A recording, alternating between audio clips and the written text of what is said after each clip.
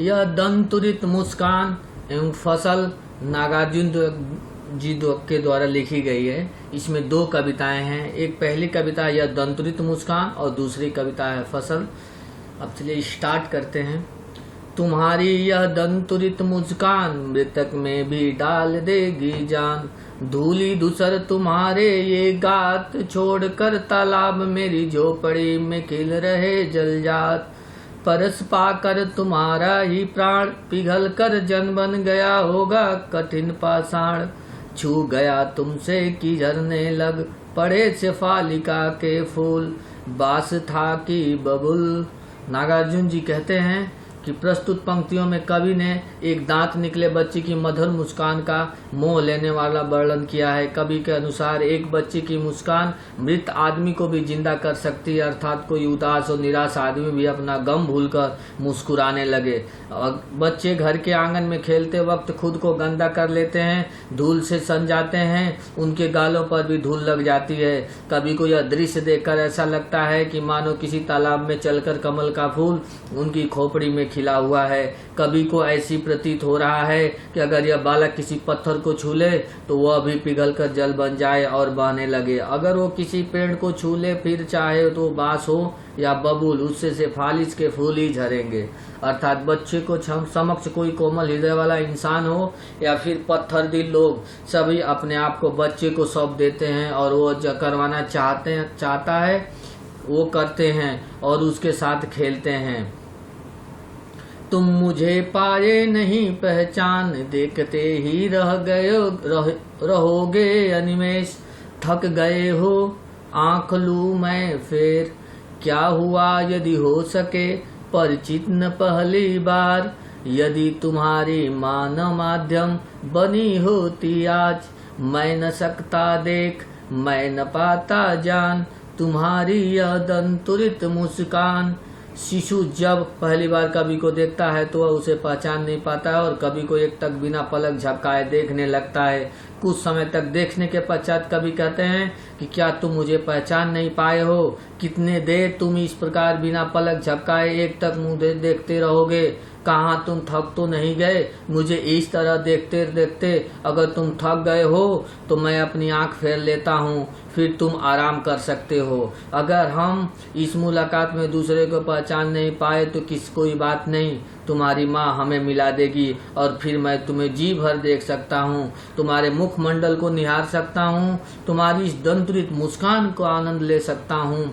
धन्य तुम माँ भी तुम्हारी धन्य, चीर प्रवासी मैं इतर मैं अन्य, इस अतिथि से प्रिय तुम्हारा क्या रहा संपर्क, उंगलियां माँ की कराती रही हैं मधुपर्क, देखते तुम इधर कनखी मार और होती जब की आंखें चार, तब तुम्हारी दंतुरित मुस्कान मुझे लगती बड़ी ही छविमान। प्रस्तुत पंक्तियों में कवि अपने पुत्र के बारे में बताता है कि उसके नए नए दंत निकलकर शुरू हुए हैं। कवि बहुत दिनों बाद अपने घर वापस लौटता है, इसलिए उसका पुत्र उसे पहचान नहीं पा रहा है। आगे कवि कहते हैं, लिखते भी हैं कि बालक तो अपनी मनमोहक छवि कारण धन्य है ही, उसके साथ उसकी माँ भी धन्य है जिसने उसे जन्म दिया। आगे कवि कहते हैं कि तुम्हारी माँ रोज तुम्हारे दर्शन का लाभ उठा रही है। एक तरफ मैं दूर रहने के कारण तुम्हारे दर्शन भी नहीं कर पाता और तुम्हें पराया भी लग रहा हूँ। एक तरफ यह ठीक भी है क्योंकि मुझसे तुम्हारा संपर्क ही कितना है। यह तो तुम्हारी माँ की उंगलियां ही हैं जो तुम्हें रोज मधुर स्वादिष्ट भोजन कराती हैं। इस तरह तिरछी नजरों से देखते देखते जब हमारी आंख तो दूसरे से मिलती हैं, मेरी आंखों में स्नेह देखकर तुम मुस्कुराने लगते हो, यह मेरे मन को मोह लेता है।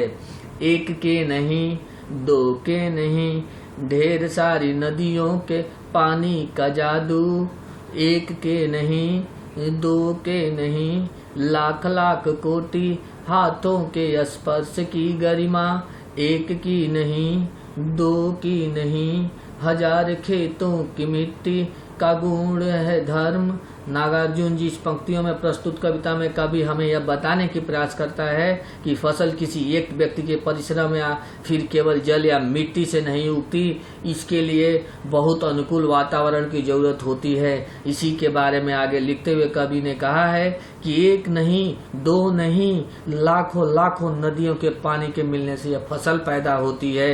किसी एक नदी में केवल एक ही प्रकार के गुण होते हैं। जब कई तरह की नदियां आपस में मिलती हैं तो उनमें सारे गुण आ जाते हैं जो बीजों को अंकुरित होने में सहायता करते हैं और फसल खिल उठती है।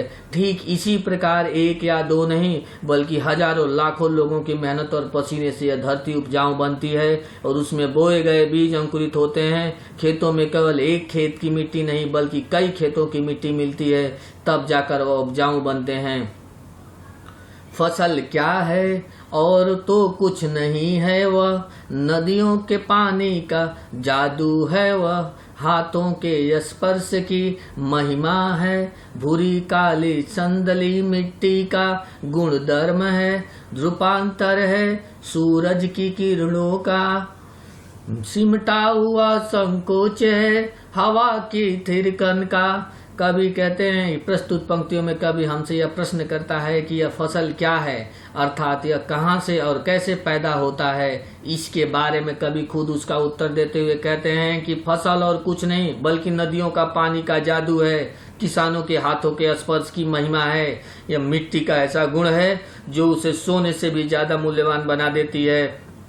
यह सूरज की किरणें एवं हवा का उपकार है जिसके कारण यह फसल पैदा होती है। अपनी इस पंक्तियों में कवि ने हमें यह बताने का प्रयास किया है कि फसल कैसे पैदा होती है। हम इसी अनाज के कारण जिंदा हैं, तो हमें यह जरूर पता होना चाहिए कि आखिर इन फसलों को पैदा करने में नदी, आकाश, हवा, पानी, मिट्टी और किसान के परिश्रम की जरूरत पड़ती है, जिससे हमें उनके महत्व का ज्ञान होता है। और इस तरह से कवि अपनी वाणी को यहीं पे विराम दे देते हैं और इन पंक्तियों के द्वारा दो कविताओं को बताया गया। एक फसल, जो अंतिम कविता थी वो फसल के बारे में थी। धन्यवाद।